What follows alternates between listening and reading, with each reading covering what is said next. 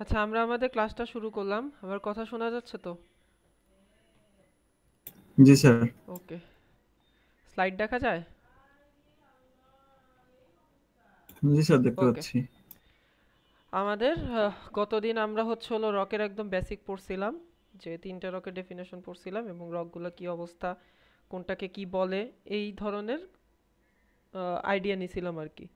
So আজকে আমরা যেটা করব সেটা হলো এর ইন ডিটেইলস পড়ব। ঠিক আছে, রকের ইন ডিটেইলস পড়ব। তাহলে ফার্স্ট যে রকটা নিয়ে আমরা কথা বলবো that is igneous rock. What is igneous rock? গতদিন বলছিলাম যে ইগনিয়াস কথাটা থেকে মাথায় রাখবেন হলো আগুন। ঠিক আছে, তাহলে ইগনি আগুন এই জিনিসটা যদি মাথায় রাখেন তাহলে মনে থাকবে ডেফিনেশনের সময়। সো ইগনিয়াস রকস এটা দুইটা জায়গা থেকে আসে। তাহলে আমাদের ল্যাটিন ওয়ার্ড ইগনিস থেকে আসে, যার মানে হলো ফায়ার। ঠিক আছে, তাহলে আমরা কি বলছিলাম যে যখন আমাদের ম্যাগমা ঠান্ডা হয় বা সলিডিফাই হয় তখন আমাদের কি হয়, যে যে রকটা ক্রিয়েট হয় সেটাকে আমরা বলছিলাম ইগনিয়াস রক। তাহলে ইগনিয়াস রক দুই টাইপের বলছিলাম, একটা এক্সট্রুসিভ অ্যান্ড আর একটা ইন্ট্রুসিভ। এক্সট্রুসিভটা কি বলছিলাম, যে লাভা থেকে যেটা হয় সেটা হলো এক্সট্রুসিভ, এবং আমাদের ইন্ট্রুসিভটা কি বলছিলাম, ম্যাগমা থেকে যেটা হয় সেটা ইন্ট্রুসিভ। এক্সট্রুসিভ, এক্স মানে বাইরে, ইন মানে ভেতরে। ঠিক আছে, অর্থাৎ লাভা থেকে যেটা হচ্ছে সেটা আমাদের কি হচ্ছে, যে তার সারফেসটা আমাদের বাইরে থাকতেছে। তাহলে যখন আমাদের বাইরে থাকে তখন আমার কি হয়, যে এই যে এটা দেখেন, তাহলে এটা হলো আমাদের আগ্নেয়গিরির মাথা, একদম নিচ পর্যন্ত চলে গেছে। এই মাথা থেকে বাইরের সাইডের দিকে লাভা আছে। এই লাভাটা যখন আমাদের বাইরের সাইডে থাকে তার মানে কি হয়, যে এইখানে আমাদের আলটিমেটলি পরিবেশের সংস্পর্শে থাকে। যখন সেটা পরিবেশের সংস্পর্শে থাকে তখন তারা কি হয়, যে আলো বাতাস পায়, পর্যাপ্ত পরিমাণ বাতাস পায়, পর্যাপ্ত পরিমাণ আলো পায়। সে কারণে কি হয়, যে তারা খুব সহজে ঠান্ডা হয়ে যায়। ঠিক আছে, বা সলিডিফাই হয়। আর ইন্ট্রুসিভ মানে কি, ভেতরে। তাহলে ভেতরেরটা কি বলছিলাম, যে যখন সে ভেতরে থাকে তখন সে পরিবেশের সংস্পর্শে আসে না। ঠিক আছে, অর্থাৎ পর্যাপ্ত পরিমাণ বাতাস বা আলো সে পায় না। তার কারণে যেটা হয়, যে তার ঠান্ডা হইতে এবং সলিডিফাই হইতে একটু বেশি টাইম লাগে। That is why this type of rock is known as intrusive igneous rock, and other type of rock is known as extrusive igneous rock. Okay, তাইলে আমাদের এইটার হলো কিছু এক্সাম্পল দেওয়া আছে, যেরকম প্লুটোনিক ইন্ট্রুসিভ ইগনিয়াস রক যেটা, বা ইন্ট্রুসিভ ইগনিয়াস রক, এটাকে আমরা কি বলছি, গ্রানাইট হইতে পারে, সায়ানাইট হয়, তারপরে ডায়োরাইট হয়। এগুলা যারা আমাদের হাই ভ্যালু থাকে ক্রাশিং অ্যান্ড শেয়ারিং স্ট্রেংথ। তাহলে crushing and shearing strength high value থাকার কারণে তারা কি হয়, যে we can use this types of rocks in engineering construction works. কারণ আমরা যখন বিল্ডিং বানাইতে যাই বা আমাদের যে কোনো ধরনের কনস্ট্রাকশন পারপাজে আমাদের কি হয়, যে উই নিড দ্য অ্যাগ্রিগেটস। ঠিক আছে, কোর্স অ্যাগ্রিগেটের দরকার হয়। So in other words coarse aggregate are nothing but যে আমাদের পাথর, যেটা স্টোনস, যেটা স্টোন চিপস যেটা। ঠিক আছে, সো আমাদের ইন্ট্রুসিভ ইগনিয়াস রক আমাদের ওই কোর্স অ্যাগ্রিগেট হিসেবে কাজ করে, এবং কি করে, যে তারা high amount of crushing and shearing স্ট্রেংথটা প্রোভাইড করে। ওকে, আর এক্সট্রুসিভ ইগনিয়াস রকটা কি, যে তারা খুবই রেয়ারলি ইউজ হয় ডাইমেনশন স্টোন হিসেবে, তারা রোড ম্যাটেরিয়াল হিসেবে ইউজ হইতে পারে, এবং তারা আমাদের ক্রাশ স্টোন হিসেবে অনেক ওয়াইডলি ইউজ হয়। তাহলে এখানে বিল্ডিং স্টোন হিসেবে দ্যাট মিনস আমাদের হলো তারা কোর্স অ্যাগ্রিগেট হিসেবে ইউজ হচ্ছে, আর এরা আমাদের ক্রাশ স্টোন, অর্থাৎ ছোট ছোট যে ক্রাস্ট পাথরগুলা থাকে, ছোট ছোট পাথরগুলা সেই হিসেবে এরা ইউজ হইতে পারে। কোথায়, রোড মেটালসে। ঠিক আছে, ওকে, তাহলে আমি যদি বলি যে ইন্ট্রুসিভ ইগনিয়াস রক কোথায় ইউজ হয় সেটা লিখতে পারবো আমরা। আমি যদি জিজ্ঞেস করি এক্সট্রুসিভ ইগনিয়াস রক কোথায় ইউজ হয় সেটাও আমরা লিখতে পারবো, এবং আমরা এই দুইটার হলো উদাহরণও দিতে পারবো। ওকে, তাহলে এইগুলা সব কিছু একটা কোশ্চেনের আন্ডারে যাচ্ছে, সেটা হলো engineering importance and utility of igneous rock. তাহলে থার্ড ওয়ানটা কি বলছে, the rocks which are intermediate between plutonic and volcanic rocks. এটার মানে কি, যে রকটা extrusive as well as intrusive. ঠিক আছে, অর্থাৎ দুইটার ইন্টারমিডিয়েট অবস্থায় থাকতেছে, যে কখনো সেটা লাভার সাথে বাইরে আসতেছে, কখনো সেটা আমাদের ম্যাগমার সাথে ভেতরে থাকতেছে, ঠিক আছে? সো এই টাইপের রোডগুলো আমাদের কি বোথ পারপাজে ইউজ করতে পারি, অর্থাৎ এগুলো আমরা বিল্ডিংয়ে কনস্ট্রাকশন পারপাজে ইউজ করতে পারি, এগুলো আমরা রোডের কনস্ট্রাকশনেও ইউজ করতে পারি। ওকে, in general, most of the igneous rocks being crystalline, compact and impervious are always safe as foundation and abutment of dams and as sides and roofs in the tunnel. অর্থাৎ আমরা এই যে এখানে কয়েকটা কথা লেখা আছে, ফার্স্ট জিনিস হচ্ছে হলো ফাউন্ডেশন, ঠিক আছে? তাহলে ফাউন্ডেশন আমাদের আইসোলেটেড ফুটিং আছে, ম্যাট ফাউন্ডেশন আছে, পাইল ফাউন্ডেশন আছে, অ্যাবাটমেন্ট যেটা আমাদের হচ্ছে হলো ব্রিজের ক্ষেত্রে আমরা ইউজ করি বা আমরা ড্যামের ক্ষেত্রে ইউজ করি, side and roofs of tunnels, এই সবগুলোতে আমাদের কি দরকার হয়, যে এমন এক ধরনের ম্যাটেরিয়াল যেটা আমাদের কম্প্যাক্ট থাকবে, যেটা আমাদের ইম্পারভিয়াস থাকবে, ঠিক আছে? সো আমাদের এই যে ইগনিয়াস রক যেগুলা, এগুলো আমাদের ইম্পারভিয়াস এবং কম্প্যাক্ট থাকার কারণে we can use this types of rocks into foundations and abutments of dams. আর কি কোন জায়গায় ইউজ করা যায়? Some of the igneous rocks like pegmatites and peridotites are of special economic importance, তাদের ইকোনমিক ইম্পর্টেন্স থাকার কারণে সেগুলোকে আমরা কি করতে পারি, যে ওর ম্যাটেরিয়ালস হিসেবেও আমি বাইরে বিক্রি করতে পারি। তাহলে কয়টা পয়েন্ট বলছি? আর মনে হয় না পয়েন্ট আছে, 5 পয়েন্টস বলছি। আমি যদি এর কোশ্চেনটা বলি যে describe the engineering importance and utility of igneous rock, তাহলে এই কোশ্চেনের অ্যান্সার কি হবে স্যার? একটা হচ্ছে হলো ইন্ট্রুসিভ রক আমরা বিল্ডিং শোনে ইউজ করতেছি, এটা সম্পর্কে লিখবেন। এক্সট্রুসিভ রক আমরা রোড মেটালস ইউজ করতেছি, এটা সম্বন্ধে লিখলাম। যেসব রক আমাদের ইন্টারমিডিয়েট, যেটা এক্সট্রুসিভ এবং ইন্ট্রুসিভ বোথভাবে আমাদের আসতে পারে পরিবেশে, সেইটা আমরা কোথায় ইউজ করতেছি, সেটা আমরা বোথ পারপাসে ইউজ করতেছি। আর কি বললাম, যে most of the igneous rock আমরা ফাউন্ডেশন, অ্যাবাটমেন্ট বা টানেলে ইউজ করতেছি, আর কিছু কিছু ইগনিয়াস রক আছে যেগুলো আমাদের ওর ম্যাটেরিয়াল হিসেবে আমরা বাইরে ভালো ধরনের সেল করতে পারতেছি। ওকে, ফরমেশন সম্বন্ধে আমরা কতদিন বলছি, তাহলে এই জিনিসটা পড়ে নেবেন। তারপর আমি হালকা একটা ধারণা দেই যে আমাদের গ্রাউন্ডের নিচে কি থাকে, মোল্টেন রক থাকে, যাকে আমরা গলিত কি বলা হয় এটাকে, গলিত পাথর, ঠিক আছে? অর্থাৎ আমাদের গলিত আগুন যেটা আমরা দেখি আগ্নেয়গিরির, সেটা থাকে। তো এইটা আমাদের কি হয়, যে নিচে যখন থাকতেছে ভলকানিক ইরাপশনের কারণে এটা আমাদের বার্স্ট হয়, ঠিক আছে? বার্স্ট হয় কিভাবে, আমাদের ছিটকে ছিটকে বিভিন্ন দিকে চলে যায়। আমরা যদি একটা ভিডিও দেখি ভলকানিক ইরাপশনের,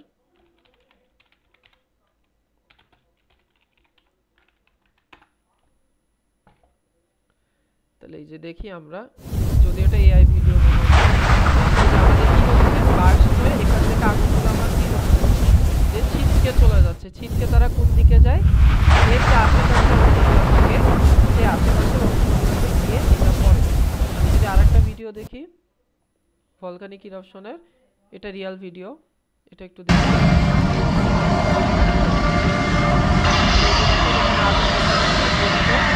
আগুনটা কি হবে, বডি বেয়ে আমাদের কি হবে, পড়ে গিয়ে কি হবে, তারা বিভিন্ন জায়গাতে গিয়ে আমাদের এই যে এরকম জমা পড়ে থাকে। এই যে দেখেন এগুলা সবগুলা রক, এই সবগুলোকে আমরা বলতেছি ইগনিয়াস রক। দেখেন এই যে আগুনের যে আমরা ছোট ছোট ফুলকি বলি, এই ফুলকিগুলো বিভিন্ন দিকে ছিটে গিয়ে রক আকারে আমাদের এখানে জমা হয়। তাহলে আমরা আমাদের স্লাইডে ফিরে যাই। তাহলে এই যে আগুনটা আমাদের ছিটকে গিয়ে এই আগুনের ফুলকিগুলা এবং আমাদের কি হয়, যে বাকি যে আগুনগুলো থাকতেছে গলিত, সেগুলো আমাদের এর বডি বেয়ে নিচে এসে জমা হয়। পরবর্তীতে এই যে জমা হচ্ছে, এই জমা হওয়া জিনিসটা আমাদের ঠান্ডা হয় এবং সলিডিফাই হয় এবং যে ধরনের রকস গঠন করে, একটু আগে যেটা দেখালাম কালো কালো যে রকগুলা, এগুলোকে আমরা বলছি ইগনিয়াস রক। এটা এখানে লেখা আছে, পড়ে নেবেন। ওকে, এখানে আরেকটু ব্যাখ্যা লেখা আছে যে প্রতি 40 মিটার ডেপথ আমার হচ্ছে হলো ইনক্রিজের জন্য 1 ডিগ্রি সেন্টিগ্রেড বাড়তে পারে। সো আরও কিছু কথা লেখা আছে, এই প্যারাটা শুধু দেখলেই হবে, আর বাকি নিচে নামার দরকার নাই। তাহলে এটাতে কি কি আলোচনা করা হয়েছে, যে আমাদের ইগনিয়াস রক কিভাবে ফরমেশন হচ্ছে, ঠিক আছে? আমাদের এই পর্যন্ত পড়লেই হবে, এর নিচে আর পড়ার দরকার নাই। এবার এর বিভিন্ন ধরনের চিত্র দেওয়া আছে, চিত্র দরকার নাই, আমরা শুধুমাত্র পড়বো যে কি কিভাবে আসতে পারে, কিভাবে ফরমেশন হয়, যেহেতু আমাদের একদম আর দুটা ক্লাস আছে মনে হয়। সো আমাদের হাতে টাইমও নাই বেশি, আমাদের সিলেবাস কমপ্লিট করতে হবে, সো এত ইন ডিটেলস আমরা পড়বো না। তাহলে এই স্লাইডে আমরা শুধুমাত্র ফরমেশনটা পড়বো, ঠিক আছে? ফরমেশনটা পড়লেই হচ্ছে। আর কি পড়বো আমি একটু বলে দেই, এখানে আর কোনো জিনিস পড়ার দরকার নাই।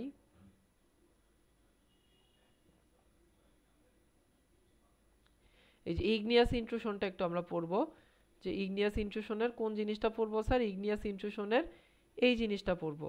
অর্থাৎ এটাকে আমাদের কি করতে হবে, এটার আমার ফিগারটা ড্র করতে হবে, আর কিছু আমরা পড়বো না, ঠিক আছে? এই ফিগারটা ড্র করব বা এই ফিগারটা ড্র করব, দুটো যে কোনো একটা ড্র করলেই হবে, ঠিক আছে? এখান থেকে তাহলে আমরা কি পড়লাম, যে ইগনিয়াস রক কাকে বলে, ইগনিয়াস রক কিভাবে ফরমেশন হয়, ইগনিয়াস রকের ইঞ্জিনিয়ারিং ইম্পর্টেন্স কি এবং ইউটিলিটি কি, এবং ইগনিয়াস ইন্ট্রুশন যেটা আসতেছে সেটা।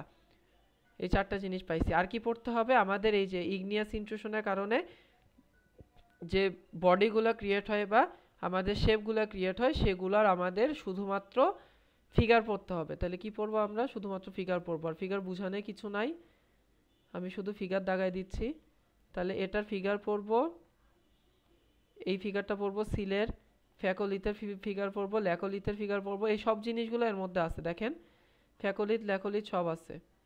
এই যে ভলকানো, তারপর হচ্ছে হলো আমাদের এই যে ল্যাকোলিথ, তারপরে এই যে ব্যান্থোলিথ, ম্যাগমা চেম্বার, এই সবগুলা জিনিস এর ভেতরেই আছে। এই যে সিল, এই সবগুলো জিনিসের আমরা কি পড়বো, যে আমাদের শুধুমাত্র ফিগারগুলো আমরা পড়বো, আর কিছু না। ডাইকের ফিগার, ভলকানিক নেকের ফিগার, ব্যাথোলিথের ফিগার, এই ফিগারগুলো আমরা পড়বো।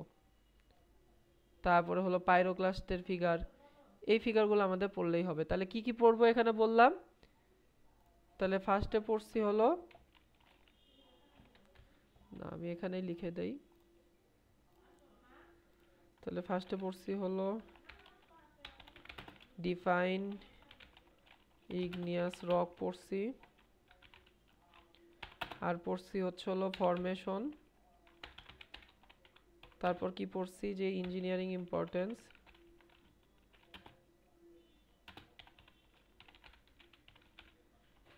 আর পড়লাম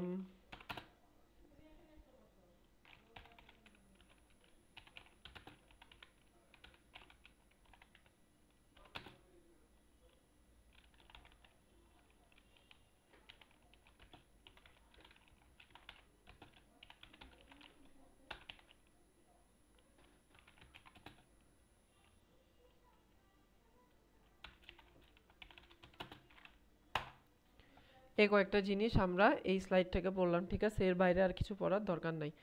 এবার আমরা আমাদের নেক্সট স্লাইডে চলে যাই।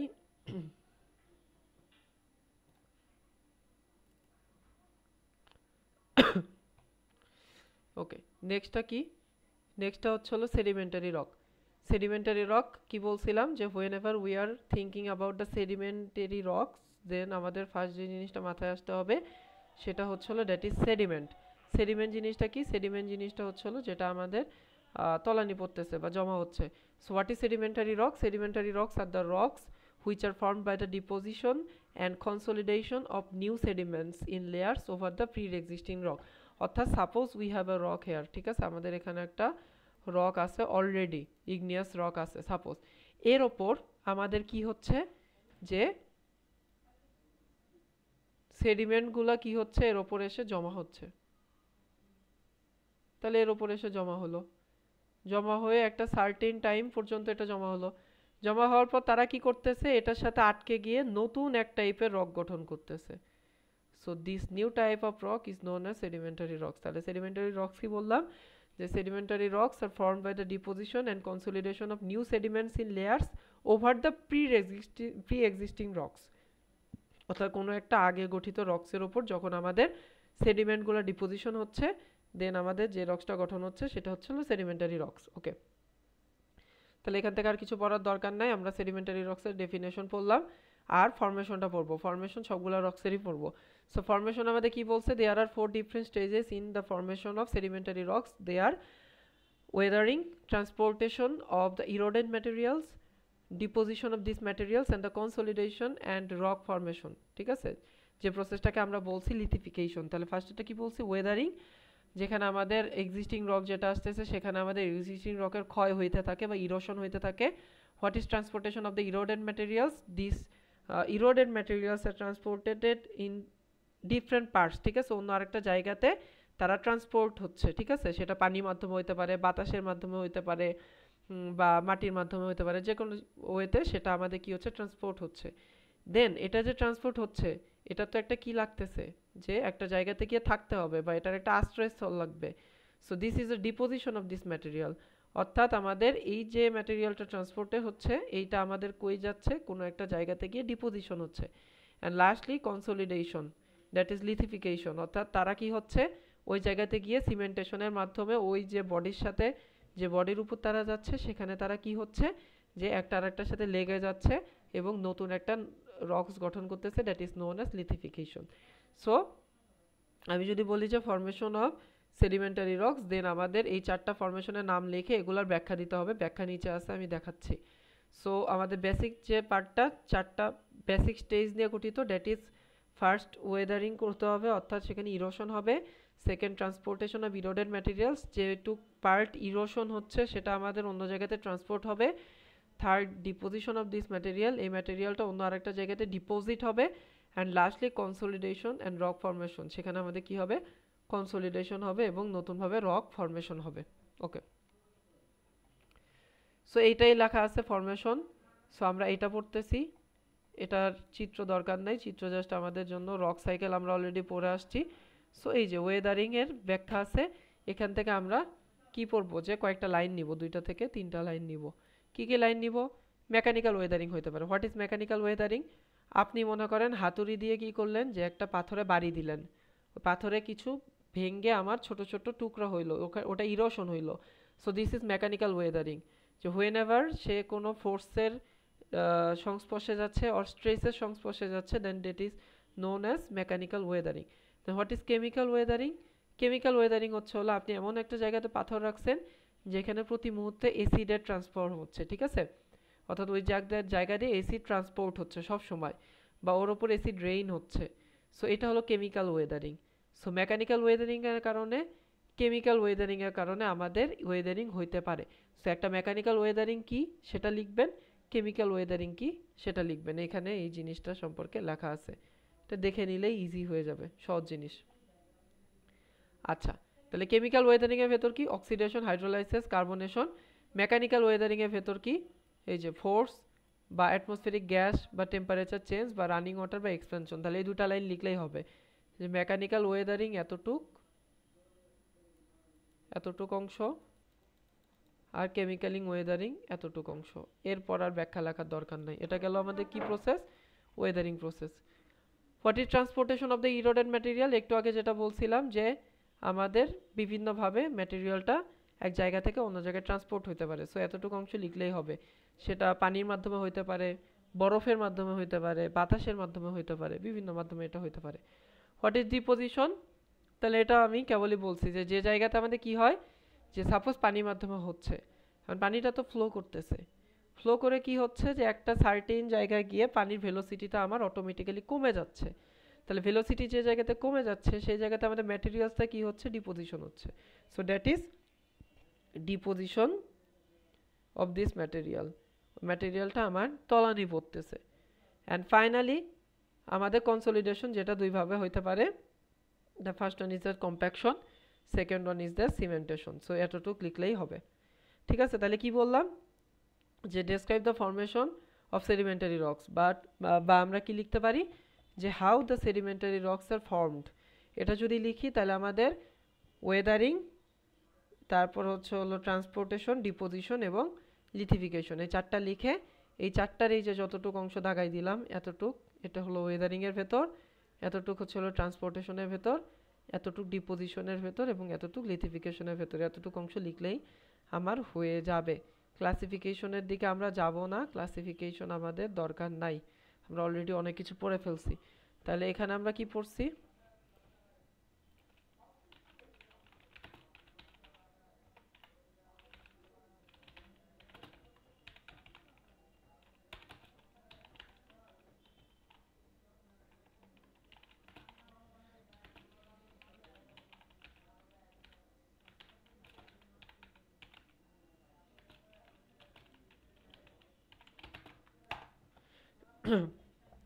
তাহলে এই পার্টে আমরা এতটুকু অংশ পড়লাম। এবার লাস্টলি যে পার্টটা আমাদের আর একটা রক বাকি আছে, সেটা হচ্ছে হলো আমাদের মেটামরফিক রক। মেটামরফিক রকটা কি বলছিলাম, যখন হাই প্রেশার অথবা হাই টেম্পারেচারের একটা ব্যাপার থাকে, দেন আমরা ওইটাকে কি বলতে পারি, মেটামরফিক রক বলতে পারি। তাহলে হোয়াট ইজ মেটামরফিজম?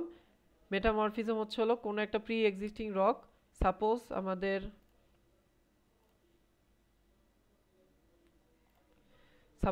একটা রক আছে, একটা রক আছে, এই রকটার ওপর যখন আমি কি করছি, হাই প্রেশার অথবা হাই হিট দিছি, তখন এই রকটা মনে করেন চ্যাপটা খেয়ে এরকম হয়ে গেছে, ঠিক আছে, গোল রক চ্যাপটা খেয়ে হাই প্রেশারের কারণে এরকম হয়ে গেছে। সো এটা হলো প্রি এক্সিস্টিং রক এবং এটা হলো আমাদের মেটামরফিক রক। সো মেটামরফিক রকটা কি বলছি, যে যখন আমাদের প্রি এক্সিস্টিং রক আমাদের হচ্ছে হলো তাদের ফরমেশন চেঞ্জ করতেছে কিসের জন্য, হাই প্রেশার এবং টেম্পারেচারের জন্য, তখন ওই রকটাকে আমরা বলছি মেটামরফিক রক। সো ডেফিনেশন গেল, এখানে কিছু ছবি দেওয়া আছে, যেরকম গ্রানাইটকে আমি যদি মেটামরফিজম করি সুন্দর মতো জেনিস একটা রক গঠন করে, নেইস একটা রক। তারপরে যদি আমি কি করি, স্যান্ডস্টোনকে মেটামরফিজমের মাধ্যমে আমরা কোয়ার্টাইজ গঠন করতে পারি, কোয়ার্টজ জাইট আর কি। তারপরে লাইমস্টোনকে মেটামরফিজমের কারণে মার্বেলে হচ্ছে হলো চেঞ্জ করতে পারি। সো এগুলো হলো আমাদের বিভিন্ন ধরনের চেঞ্জ, যে কোনটাতে কীভাবে আমাদের চেঞ্জ হয়েছে।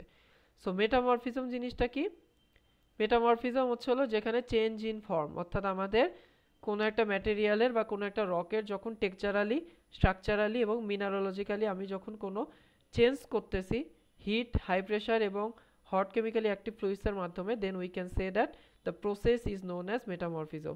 সো মেটামরফিজম বিভিন্ন টাইপের হইতে পারে, আমাদের রিজিওনাল মেটামরফিজম হইতে পারে, হাই প্রেশার মেটামরফিজম হইতে পারে, কন্ট্যাক্ট মেটামরফিজম হইতে পারে, তারপরে সি ফ্লোর হইতে পারে, বিউরিয়াল মেটামরফিজম হইতে পারে, শক মেটামরফিজম হইতে পারে। সো এটার আমাদের দরকার নাই পড়ার, ঠিক আছে, এত ইন ডিটেলস আমাদের পড়ার দরকার নাই। আমরা যেটা পড়বো সেটা হলো মেটামরফিক এজেন্ট, আমাদের কয়টা এজেন্ট আছে যা যেটার মাধ্যমে আমাদের মেটামরফিজম হইতে পারে সেগুলা। তাহলে ফার্স্ট এজেন্ট হচ্ছে হলো হিট, সেকেন্ড এজেন্ট হলো প্রেশার, থার্ড এজেন্ট হচ্ছে হলো কেমিক্যালি অ্যাক্টিভ ফ্লুইড।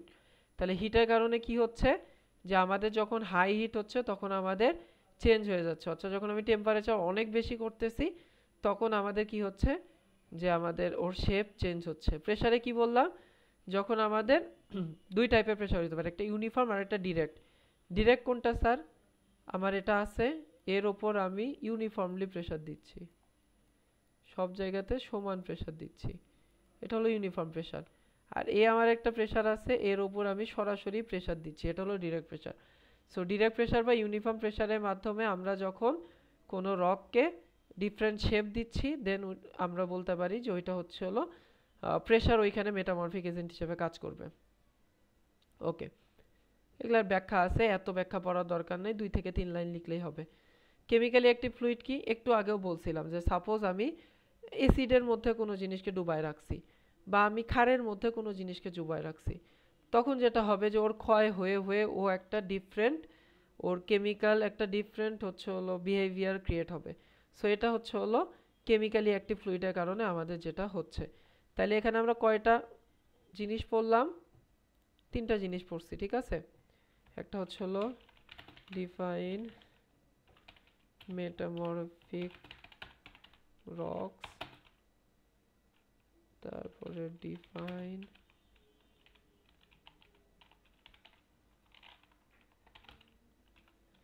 মেটামরফিজম,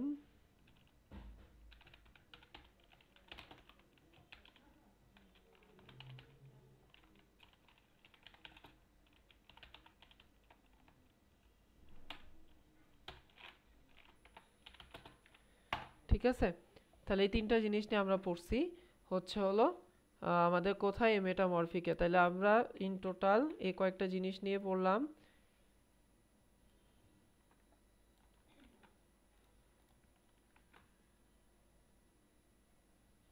ওকে, তাহলে এতক্ষণ যা পড়লাম সেটা নিয়ে কারো কোনো প্রবলেম আছে বা বুঝতে সমস্যা?